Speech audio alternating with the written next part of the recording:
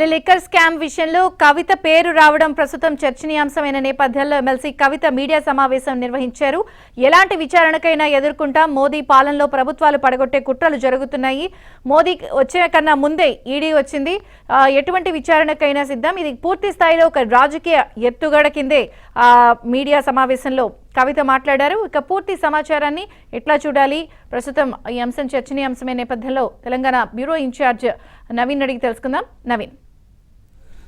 So Vijay Chandrika, తెలంగాణలో ప్రస్తుతం కవిత పేరు అమిత్ అరోరా రిమాండ్ కేసులో చేర్చడం తర్వాత తెలంగాణలో ఒక్కసారిగా రాజకీయం మరింతగా ముదిరేటువంటి పరిస్థితి కనిపిస్తుంది. మనం చూస్తున్నాం తెలంగాణలో గడిచిన 3 నెలలుగా ఫస్ట్ ఇటు టీఆర్ఎస్ నేతల ప్రమేయం మీద అంటే ఈడీ కేసులు అంటే ఢిల్లీలో జరిగినటువంటి లిక్కర్ స్కామ్లో తెలంగాణ రాష్ట్ర సమితికి సంబంధించినటువంటి పలువురు కీలక నేతలు ముఖ్యంగా కేసీఆర్ కుటుంబ సభ్యుల పేర్లను ఏదైతే ఈ ఈడీ కేసులో లిక్కర్ స్కామ్లో చేర్చడం, మరోవైపు కేసీఆర్ బంధువులకు ఇప్పటికే కొంతమంది బంధువుల్ని ఆల్రెడీ విచారణ పేరిట విచారణ జరపడం, మరోవైపు కేసీఆర్కు అలానే కేసీఆర్ కుటుంబ సభ్యులకు అత్యంత సన్నిహితంగా ఉండేటువంటి పలువురు పారిశ్రామికవేత్తలను కూడా ఇప్పటికే ఈడీ అరెస్ట్ చేసి వాళ్ళందరినీ కూడా రిమాండ్లో పెట్టినటువంటి పరిస్థితి కనిపిస్తుంది. సో ఆ తర్వాత ఇప్పుడు తెలంగాణలో బీజేపీ అధికారంలోకి రావడం తథ్యం. సో మోదీ కూడా చూసాం మనం ఇటీవల మోదీ హైదరాబాద్ పర్యటనకు రామగుండం పర్యటనకు వచ్చిన సందర్భంలో తెలంగాణలో బీజేపీ అధికారంలోకి రాబోతోంది అని ఆయన చాలా గట్టిగా కొన్ని వ్యాఖ్యలు చేశారు. మరోవైపు ఇటీవల జరిగినటువంటి ఒక సమావేశంలో కూడా మోదీ తెలంగాణ మీద బీజేపీకి ఉన్నటువంటి ఆ కాన్సన్ట్రేషనే కావచ్చు, ఆసక్తే కావచ్చు, రానున్నటువంటి రోజుల్లో తెలంగాణలో బీజేపీ అధికారం దిశగా ఏ విధంగా వెళ్ళబోతుంది, దీనికి సంబంధించినటువంటి కసరత్తు ఏ విధంగా చేస్తుందనేటువంటి అన్ని అంశాల మీద మోదీ అమిత్ షా చాలా గట్టిగా ఉన్నారు. ఈ నేపథ్యంలోనే తెలంగాణలో టీఆర్ఎస్ను ఢీ కొట్టాలంటే, టీఆర్ఎస్ను ఇరుకున పెట్టాలంటే, లేదా టీఆర్ఎస్ వైపు అష్టదిగ్బంధనం చేయాలంటే నరేంద్ర మోదీ ముఖ్యంగా బీజేపీ నేతృత్వంలో కేంద్రంలో ఉన్నటువంటి కేంద్ర ప్రభుత్వం తెలంగాణ టీఆర్ఎస్ పార్టీకి సంబంధించిన నేతల మీద గతంలో ఎన్నడూ లేనంతగా దాడులే కావచ్చు, విచారణలే కావచ్చు, వాటి జోరు పెంచుతున్నటువంటి పరిస్థితి కనిపిస్తుంది. దానిలో భాగంగానే ఈ ఈడీ కేసును చూడొచ్చు. ఇప్పటివరకైతే టీఆర్ఎస్ పార్టీకి సంబంధించి ముఖ్యంగా కేసీఆర్ కుటుంబ సభ్యులు ముఖ్యంగా కవితకు ఈడీలో పాత్ర ఉందనేటువంటి చర్చ అయితే జరుగుతుంది. కానీ ఎక్కడ కూడా కవిత పేరును అధికారికంగా ఏ రిమాండ్ రిపోర్ట్లో కావచ్చు లేదా అధికారికంగా ఎటువంటి విచారణ రిపోర్ట్లో కానీ ఎక్కడ కూడా కవిత పేరు లేదు. ఈ కేసులో ఈడీ కేసులో ప్రధానంగా ఒక తేనె తుట్టను కదిపితే ఎటువంటి పరిస్థితి ఉంటుందో అటువంటి పరిస్థితి, అటువంటి వ్యక్తి అమిత్ అరోరా. ఈ అమిత్ అరోరా నిన్న అరెస్ట్ చేశారు. ఆయన ఇప్పటికే అప్రూవర్గా మారారు. ఆయన అరెస్ట్ చేశారు.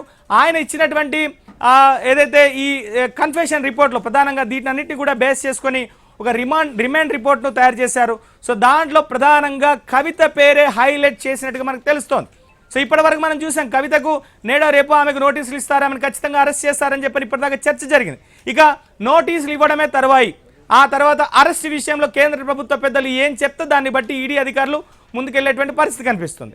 ఇది ఒక వైపు అయితే ప్రస్తుతం తెలంగాణ రాష్ట్ర సమితి చేతిలో ఎమ్మెల్యేల కొనుగోలు వ్యవహారం అంశం అనేటువంటిది ఒకంత బీజేపీకి ఇబ్బందికరమైనటువంటి పరిణామంగా కనిపిస్తోంది. ఈ కేసులో ముడిపడి ఉన్నటువంటి 3 నిందితులు బీజేపీకి సంబంధం లేకపోయినప్పటికీ కూడా బీజేపీ పార్టీకి అత్యంత కీలకమైనటువంటి మూల స్తంభం బిఎల్ సంతోష్ని ఈ కేసులోకి లాగారు. ఆయన విచారణ నుంచి తాత్కాలికంగా బయటపడ్డప్పటికీ కూడా నిన్న సిట్ అధికారులు హైకోర్టుకు బిఎల్ సంతోష్కు ఈ కేసుతో ఏ మేరకు ప్రమేయం ఉంది, ఆయన జరిపినటువంటి వ్యవహారాలేంటి, ఈ 3 నిందితులతో బిఎల్ సంతోష్ జరిగినటువంటి చర్చలేంటి, ఎప్పుడెప్పుడు కలిశారు, ఎక్కడెక్కడ కలిశారు, ఈ ఆడియో కన్వర్సేషన్స్ ఇవన్నీ కూడా వాట్సాప్ చాటింగ్ ఇవన్నీ కూడా నిన్న సిట్ అధికారులు హైకోర్టుకి ఇచ్చారు. ఇప్పుడంతా కూడా కవిత వర్సెస్ బిఎల్ సంతోష్గా మారిపోయింది. ఇవాళ బిఎల్ సంతోష్ మీద టీఆర్ఎస్ ముఖ్యంగా తెలంగాణ ప్రభుత్వం కనుక గట్టిగా వ్యవహరిస్తే అక్కడ కవిత మీద ఈడీ అధికారులు మరింతగా గట్టిగా వ్యవహరించేటువంటి పరిస్థితి కనిపిస్తుంది. రానున్నటువంటి రోజుల్లో బిఎల్ సంతోష్ మీద తెలంగాణ సర్కార్ తీసుకునేటువంటి వైఖరిని బట్టే అక్కడ ఈడీ అధికారులే కావచ్చు, కేంద్ర ప్రభుత్వమే కావచ్చు, కవిత మీద ఆ వ్యవహారం అంటే ఆమెని మరింతగా ప్రెజరైజ్ చేసేటువంటి అవకాశాలే కావచ్చు, నోటీసులు ఇచ్చేటువంటి అవకాశాలే కావచ్చు, అరెస్ట్ చేసేటువంటి అంశం కావచ్చు ఉండేటువంటి అవకాశాలు కనిపిస్తాయి. కొద్దిసేపటి క్రితం మనం కవిత మాట్లాడినటువంటి మాటలను కనుక చూస్తే తాను జైలుకి వెళ్లేందుకైనా సిద్ధమే, కానీ ప్రజలకు ఇచ్చినటువంటి వాగ్దానాలను మోదీ అమలు చేయాలి. 8 సంవత్సరాల కాలంలో 9 రాష్ట్రాల్లో ప్రభుత్వాలను కుప్పగూల్చినటువంటి ఘనత బీజేపీకి ఉంది అంటూ కవిత చేసేటువంటి వ్యాఖ్యలను కనుక చూస్తే కవిత ఒక రకంగా ఆమె డిసైడ్ అయినట్టుగానే కనిపిస్తుంది. ఈ వ్యవహారం నుంచి గతంలో ఉన్నంత దూకుడు గానీ స్టేట్మెంట్స్ లో ఉన్న హుషారు కానీ ఇప్పుడు కవితలో కనిపించలేదు ప్రశ్న అడ్రస్ చేస్తుంటే, దీన్ని ఎలా చూడాలి?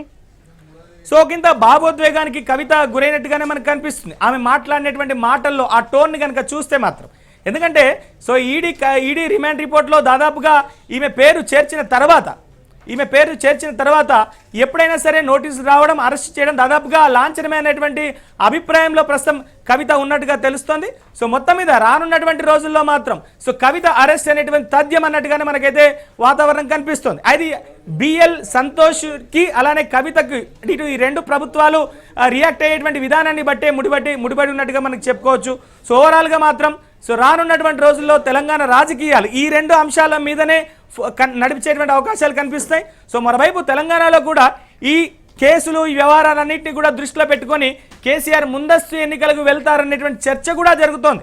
ఎందుకంటే ఇటు ప్రతిపక్షాలకు అవకాశం ఇవ్వకుండా, ఈ కేసులతో ఇటు ప్రతిపక్షాలు ఒకంత బలపడే అవకాశం ఇవ్వకుండా ఉన్న పలంగా కనుక ఎలక్షన్స్ కనుక వెళ్తే ఖచ్చితంగా తను అనుకున్నటువంటి లక్ష్యాన్ని చేరుకుంటారనేటువంటి కేసీఆర్ అయితే ఉన్నట్టుగా తెలుస్తుంది. మొత్తం మీద అయితే తెలంగాణలో సో రాజకీయ వేడి మరింతగా ముదిరేందుకు ఈ కవితకు ఈ రిమాండ్ రిపోర్ట్లో ఆమె పేరును చేర్చడం అనేటువంటి ఒక అంశంగా మనకు చూడాల్సినటువంటి అవసరం ఉంది.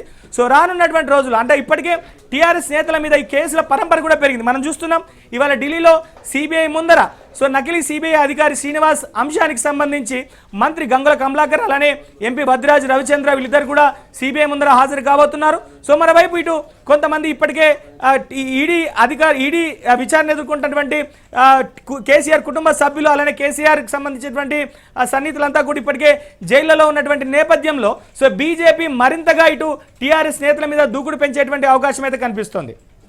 నవీన్, ఇప్పుడు ఎక్కడా కూడా ఏదొచ్చినా ఎదుర్కొంటాం, ఇది పూర్తి స్థాయిలో రాజకీయ ఎత్తుగడ ఇలాంటి మాటలే మాట్లాడారు కానీ రిమాండ్ రిపోర్ట్లో వచ్చిన అంశాలు ప్రస్తావనలకు రాలేదు. లేదా ఫోన్ల ధ్వంసం కానీ, ఫోన్లు మార్చడం, లేదా ఏదైతే ఎలక్ట్రానిక్ ఎవిడెన్స్ డిస్ట్రాయింగ్ చేసి ప్రస్తావించిన రిమాండ్ రిపోర్ట్ల అంశాల మీద ఎక్కడా వివరణ ఇవ్వాల. ఏదొచ్చినా ఎదుర్కొంటాం అన్నదే చెప్పింది ఆవిడ. దీన్ని ఎలా చూడాలి? సో ఇక్కడ మనం విజయ్ చంద్రిక రెండు అంశాలను చూసుకోవచ్చు. సో ఇక్కడ బిఎల్ సంతోష్ సో నిన్న ఉదయం నుంచి కూడా సిట్ అధికారులు హైకోర్టులో విచారణ సందర్భంగా ఈ ఎమ్మెల్యేల కొనుగోలు అంశానికి సంబంధించి బిఎల్ సంతోష్కు ఉన్నటువంటి సంబంధం ఏంటి, ఆయన ఈ ముగ్గురు నిందితులతో జరిపినటువంటి వాట్సాప్ చాట్కి సంబంధించిన వివరాలు, సో ఈ ముగ్గురు నిందితులతో బిఎల్ సంతోష్ ఎప్పుడెప్పుడు కలిశారు, సో ఏమేమి మాట్లాడారు, సో దీనికి సంబంధించిన ఫోటోగ్రాఫ్స్ అలానే కాల్ కన్వర్జేషన్ అలానే కాల్ రికార్డ్స్ అన్నింటినీ కూడా ఈ ఏదైతే తెలంగాణలో ఉన్నటువంటి సిట్ అధికారులంతా కూడా పూర్తి స్థాయిలో అంటే బిఎల్ సంతోష్ పాత్రని పూర్తిగా రుజువు చేసేటువంటి రీతిలో సో ఆధారాలన్నింటినీ కూడా ఇటు కోర్టుకు సమర్పించారు.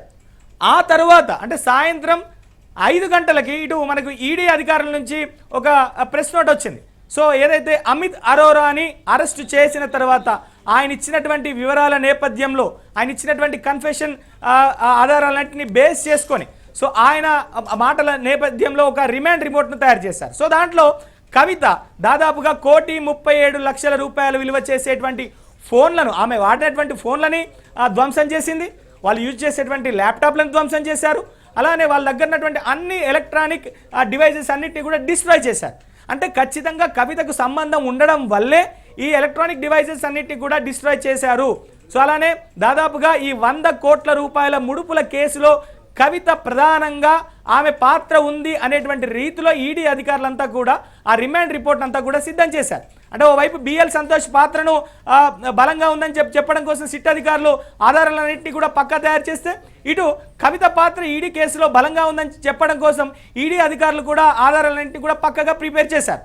సో మొత్తం మీద కనుక చూస్తే సో వీళ్ళిద్దరి పాత్ర ఏ మేరకు ఉందనేటువంటి అంశం మీదనే రానున్నటువంటి రోజుల్లో ఈ చర్చ కావచ్చు, ఈ కేసులే కావచ్చు, లేదా విచారణలే కావచ్చు, ఇవన్నీ జరిగేటువంటి అవకాశాలకైతే కనిపిస్తాయి. సో మీరు అన్నట్టుగా కవిత ఎక్కడ కూడా ఈ ఆధారాల మీద మాట్లాడలేదు.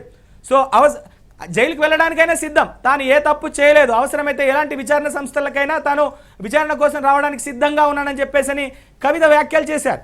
సో మొత్తం మీద ఆమె మాట్లాడినటువంటి మాటలు కనుక చూస్తే సో ఒక దాదాపుగా అన్నిటికీ ప్రిపేర్ అయినట్టుగానే మనకు కనిపిస్తుంది. ఎందుకంటే ఇటు తెలంగాణ ప్రభుత్వం కూడా ఈ సిట్ అధికారులని ముందర వేసుకొని ఏ విధంగా బీజేపీ నేతలను టార్గెట్ చేస్తుందో, సో మరోవైపు ఇటు ఈడీ అధికారులు కూడా ఖచ్చితంగా టీఆర్ఎస్ నేతలను టార్గెట్ చేస్తారని ఇప్పటికే కేసీఆర్ పదే చెప్పారు. సో మరోవైపు నిన్న ఆ టీఆర్ఎస్ పార్టీకి అంటే ఇవాళ సిబిఐ అధికారుల ముందు హాజరయ్యేందుకు వెళ్తున్నటువంటి మంత్రులతో కూడా నిన్న కేసీఆర్ భేటీ అయ్యారు. సో రాష్ట్రంలో సిబిఐ, ఈడీ, ఐటీ దాడులు తప్పవు. ఎన్నికలు అయ్యేంత వరకు బీజేపీ టీఆర్ఎస్ నేతలను ఖచ్చితంగా వదిలిపెట్టదు. దాడులకు సిద్ధంగా ఉండండి, అదేవిధంగా అందరూ కూడా జాగ్రత్తగా ఉండండి అని ఇప్పటికీ కేసీఆర్ పదే పదే చెప్పినటువంటి నేపథ్యంలో ఓవైపు టీఆర్ఎస్ నేతలు కూడా మెంటల్గానే ప్రిపేర్ అయినట్టుగానే తెలుస్తోంది. సో అది రానున్నటువంటి రోజుల్లో ఎటువైపు దారి తీస్తుంది? ఆ సీరియస్నెస్ జైల్లో దాకా వెళ్తుందా, లేదా నోటీసుల వరకే పరిమితం అవుతుందా, అరెస్టుల వరకే పరిమితం అవుతుందా, జైల్లో పెడతారా, లేదా రాజకీయంగా ఇది ఎటువంటి టర్న్ తిరుగుతుంది, ఏ మేరకు సింపతి వస్తుంది అనేది మాత్రమే చూడాల్సిన అవసరం ఉంది. అంటే పూర్తి స్థాయిలో ఈ దర్యాప్తు సంస్థల వ్యవహారం అంతా పక్కా ప్రణాళిక ప్రకారమే వెళ్తుందని అనుకోవాలా, లేదా సిట్ యాక్షన్ బట్టి ఇక్కడ ఈడీ యాక్షన్ ఉంటుందని అనుకోవాలా? సో విజయ్ చంద్రిక తెలంగాణలో ఇప్పటి వరకు అంటే 8 సంవత్సరాలు గడుస్తుంది.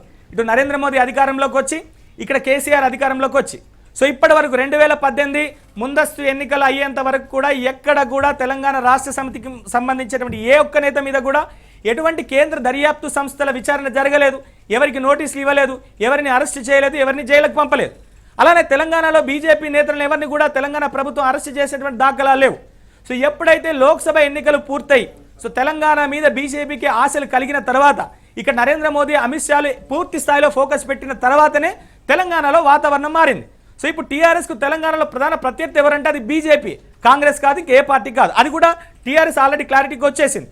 సో బీజేపీ కూడా సో ఎట్లా టీఆర్ఎస్ని అష్టదిగ్బంధనం చేయాలి, సో వాళ్ళకు ఉన్నటువంటి వనరులను ఏ విధంగా ఎక్కడికక్కడ స్తంభింప చేయాలి, సో పూర్తి స్థాయిలో టీఆర్ఎస్ని ఎక్కడికక్కడ అడ్డుకట్ట వేయాలనే దాని మీదనే బీజేపీ చూస్తుంది. సో దాంట్లో ఈ రెండు పార్టీలకు 2 అంశాలు దొరికాయి.